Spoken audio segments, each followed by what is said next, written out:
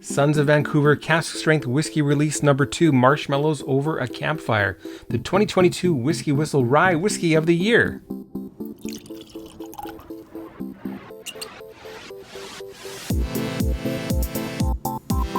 Happy holidays, Merry Christmas, and all the best in 2022, my whiskey people.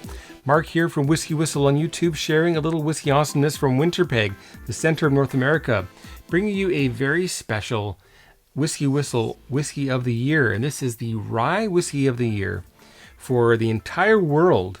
And this is a very special Canadian rye whiskey from a place known as the Sons of Vancouver Distillery.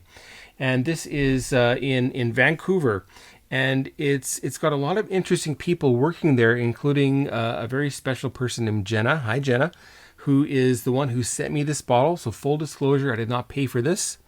But this bottle would not be here if I didn't open that up and try it and just decide that, oh my God, this is just incredible. So anyway, big thank you to her and to the Sons of Vancouver for sending this to me.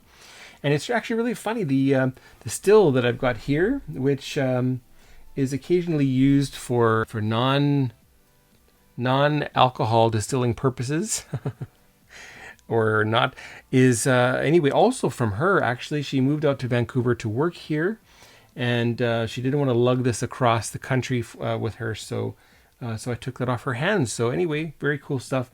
That's from her. This is from her. Anyway, so fantastic. So this is their second release. It's cask strength, 59.5% ABV. Let's get this poured. Bottled in 2021. And I'll read you the story on the back here.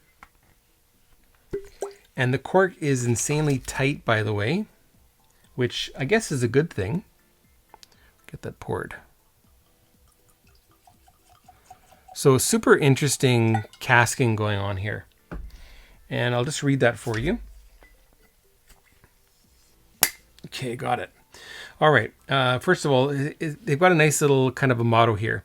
The whiskey you want your good friends to drink when you're dead. Well, or you have it with them beforehand, right? Anyway, we are very excited about this release. This is a rye whiskey that was aged in used amaretto barrels. This is probably the first and could also be the last whiskey that's aged in amaretto barrels for 4 years, and then blended out with a tiny bit of malt and peated rye whiskey to drive it home. 2% malt and 98% rye. The nose is honey graham cracker with rye spice, icing sugar mid with homemade blueberry muffins, finishing with creosote and telephone pole. Now, I've never tasted a telephone pole, but if I pass by one that's not made of metal, I might just try. I just might. Oh yeah, we should check the color out, of course. Quite a rich color there. I'm guessing that probably that was a very newish barrel. And that might have been their own amaretto that they made at Sons of Vancouver. Anyway, so quite a dark color. It's got about the same tone as a bourbon. You know, your typical straight bourbon, maybe slightly, yeah, about your typical kind of 86 proof or 80 proof a straight Kentucky bourbon. Okay, let's check the legs out.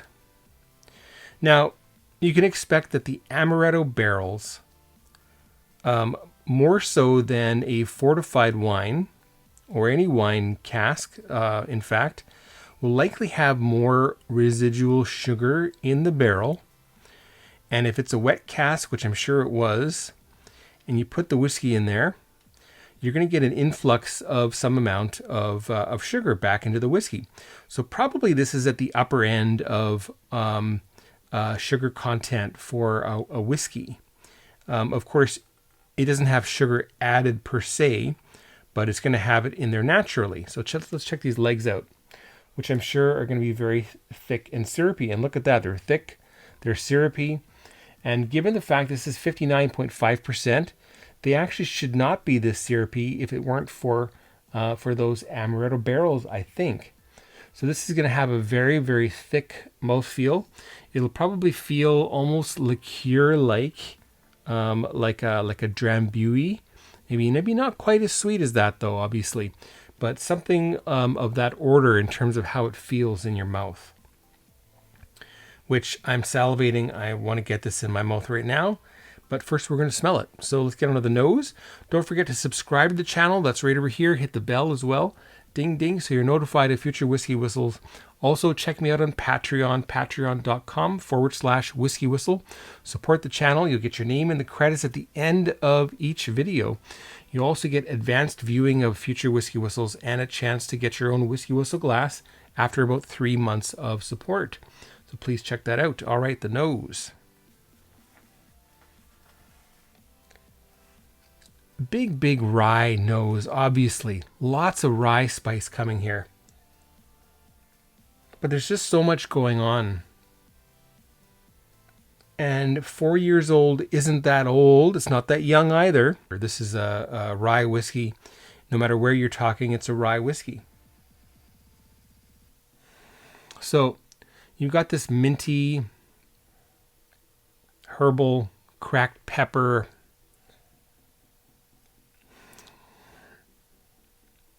something like a little bit of basil.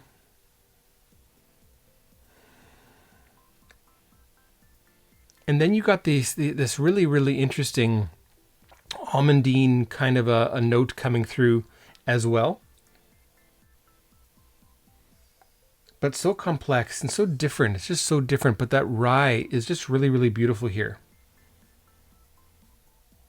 There's a nuttiness to it. There is a slight little hint of florals, like an orange blossom. The almondine, and then that big boom waft. Not even a waft. It's more like billows of rye flavors. All right, so on to the palate. Cheers, cheers, Jenna, and cheers to the Sons of Vancouver. Well done.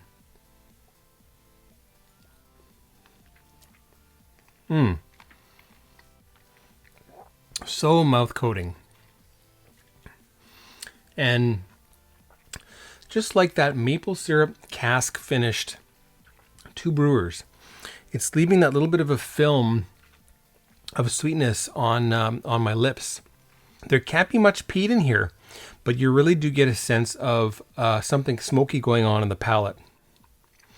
The finish also, we've got the pepper, we've got a little bit of peat. It's got a Talisker-y type of a something going on.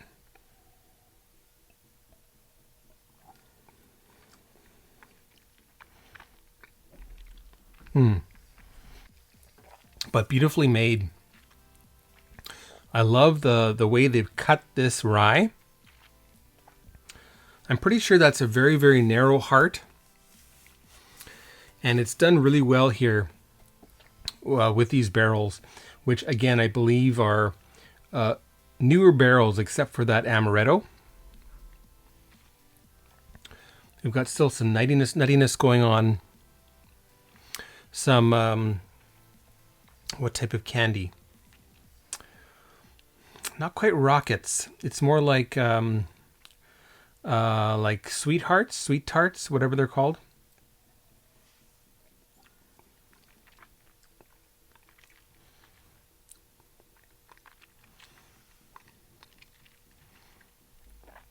And there is a honey graham quality. You do have some marshmallow-esque flavor coming from that amaretto combined with the rye. The smokiness, though, is just so neat here.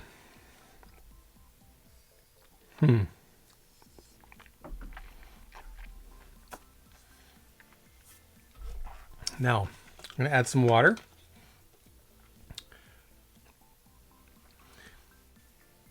And then we're going to have a little bit of fun. Okay, so that's about 3 or 4 milliliters of water. Almost a teaspoon, not quite. Go like that. Now, they also sent me something interesting. And that is a tea light candle. A book of matches, also from the Sons of Vancouver, with one of their brands on there. Chili vodka. 180,000 Scovilles. Oh my goodness, that would kill me. They also sent me some marshmallows, graham crackers, and chocolate. So let's do this right now. We'll have some fun. Never before done on a whiskey review. We're gonna make some s'mores. Okay. And we've got a marshmallow. I think just one marshmallow will do. And we'll need some chocolate. Hershey's chocolate. Again, thanks Jenna, this is fun. Okay, we'll need 2 pieces of chocolate. I think that'll do. Go like that. We'll set that next door. Is it gonna get any warmth? And I don't think it is. Then I'll skewer the marshmallow. And we'll roast it. Now, if this is not the coolest thing you've ever seen on my channel, then I don't know what is. Way cooler than breaking a bottle of Kilkerran.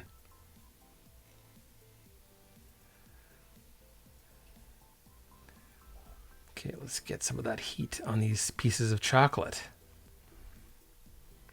Now, when's the last time you had yourself some s'mores? Is that a winter thing you like to do? Or more of a summer thing? When you're camping? Do you have a campfire in your backyard in the winter? It's a little too cold for that here in Winnipeg.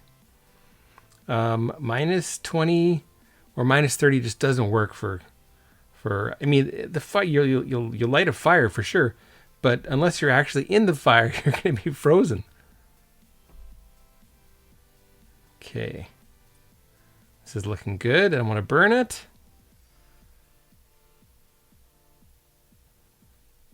Should we burn it? You know what? Okay. I think if I just get that just a little bit burnt, I think it's going to do really well.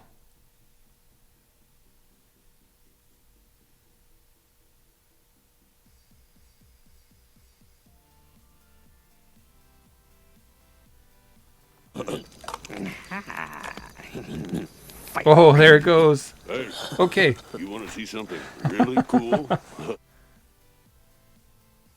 I don't think it's quite cooked enough yet. I think a single candle is a little bit slow, but works well enough. Oh.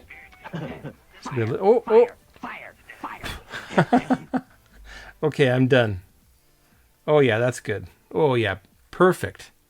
We've got a little center in the middle here that needs a little bit of cooking.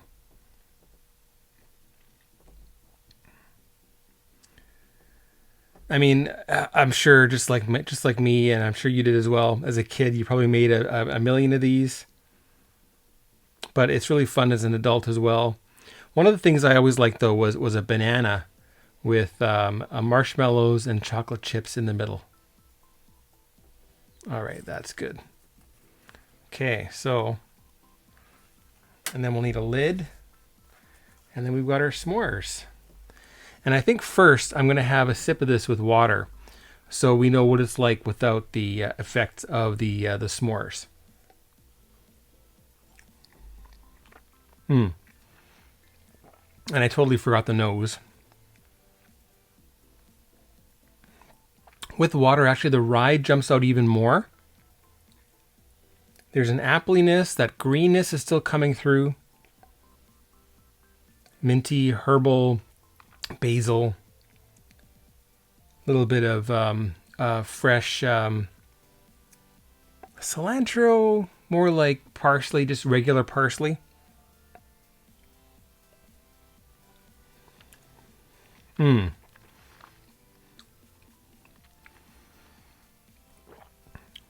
Slightly drier on the palate with water, and I think I actually prefer that.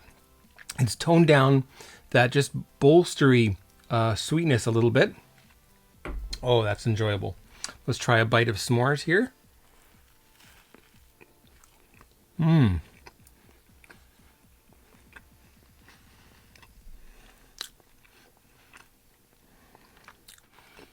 Thank you, Jenna.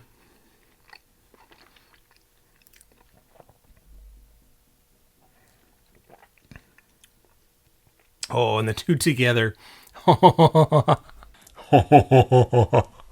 This is incredible. Making a mess of my bar.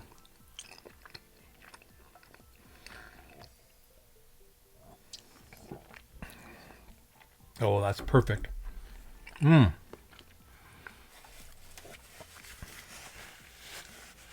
Oh, amazing.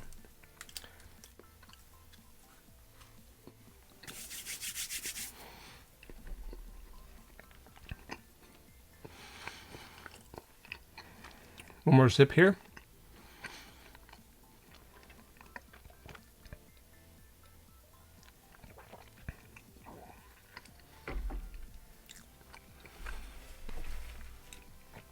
If that's not the best pairing of the year, I don't know what it is. So, obviously, this needs a rye hug. Now, I should do my rye hugs differently somehow. I'm going to go like that. And definitely have to just give a nice little few kisses on this front label here. Oh, excellent rye.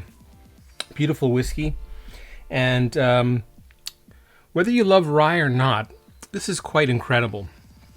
So make sure you follow Sons of Vancouver. Try to get a bottle of their next release. And watch what they do. They're doing some really cool stuff. So anyway, on to the WhiskyWhistle Whiskey Score for Sons of Vancouver Cask Strength Release number 2. Marshmallows over a campfire. What is that going to be, folks? It's going to be 90 out of 100. You heard it, 90 out of 100 is the WhiskyWhistle Whiskey Score for Marshmallows over a Campfire from Sons of Vancouver. And, those s'mores. Final sip here.